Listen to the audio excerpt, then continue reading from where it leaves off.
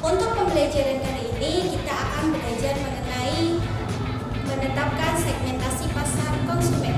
Dalam menetapkan segmentasi pasar, konsumen dapat menggunakan variabel-variabel yang terkadang dalam segmentasi pasar itu sendiri sebagai dasar segmentasi pasar, yaitu variabel perilaku, variabel geografis, variabel demografis, dan variabel psikografis.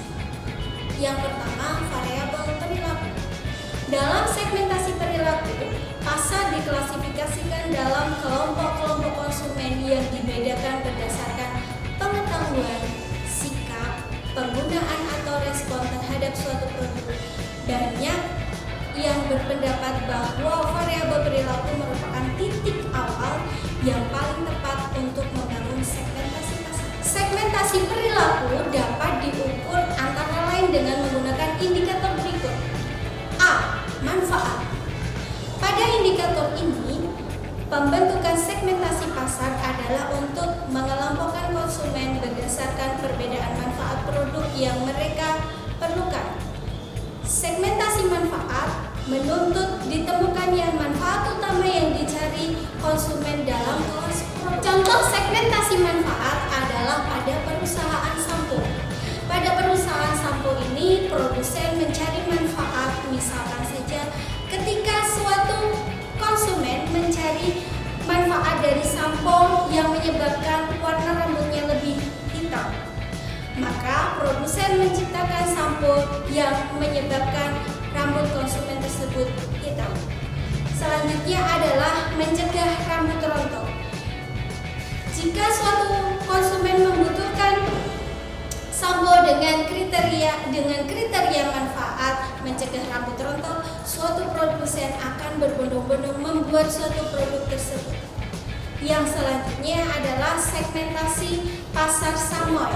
Dapat dikelompokkan ke dalam penerapan kategori, di antaranya mereka atau konsumen yang menekankan pada aspek harga, jenis perlindungan terhadap rambut, serta aspek pengobatan. Selanjutnya adalah status pengguna.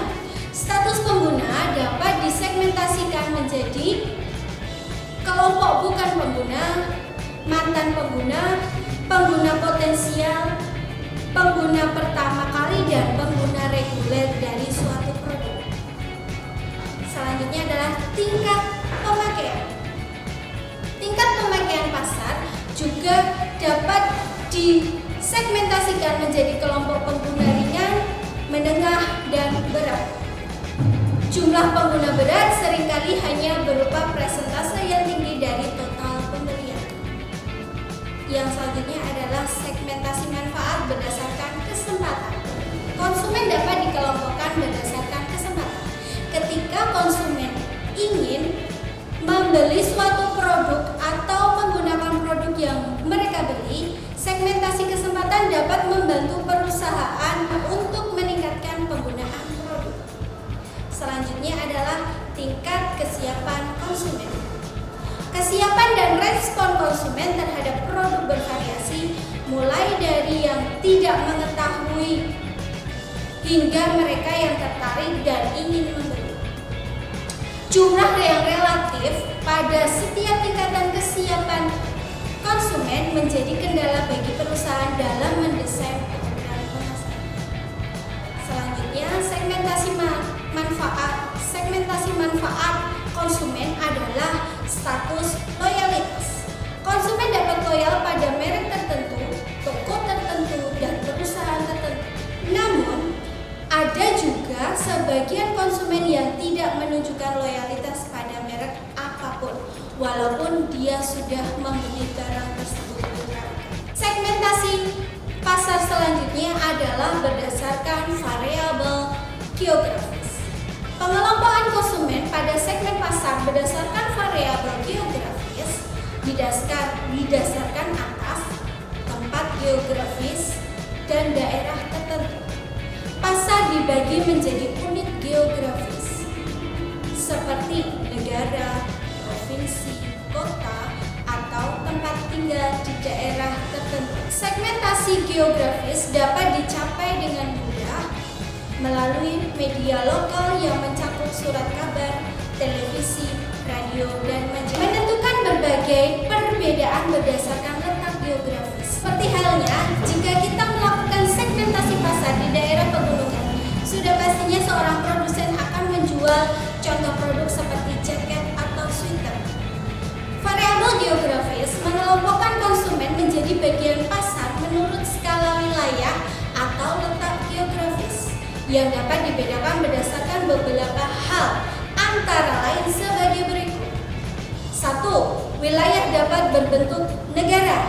2. Kepadatan penduduk. Dan yang ketiga adalah iklim. Segmentasi berdasarkan iklim suatu daerah, misalnya daerah tropis, subtropis, sedang, dan daerah dingin. Variabel selanjutnya untuk melakukan segmentasi pasar adalah variabel demografis. Segmentasi berdasarkan variabel demografis membagi pasar menjadi kelompok-kelompok tertentu. Banyak perusahaan yang menggunakan lebih dari satu variabel demografis. Segmentasi pasar ini sering dikenal dengan istilah multivariate demographic segmentation. Dalam pengelompokan konsumen atas dasar variabel demografis, yaitu berdasarkan usia, jenis kelamin, tipe keluarga, siklus hidup keluarga, penghasilan, pekerjaan, pendidikan, dan kepemilikan rumah. Serta ada variabel geografis lainnya seperti agama dan ras kebangsaan. Variabel selanjutnya yang digunakan untuk segmentasi pasar berdasarkan konsumen adalah variabel psikografis. Dalam variabel psikografis, segmentasi pasar yang digunakan adalah berdasarkan pada masalah kepribadian seseorang, sikap mentalnya, serta manfaat produk yang dibelinya.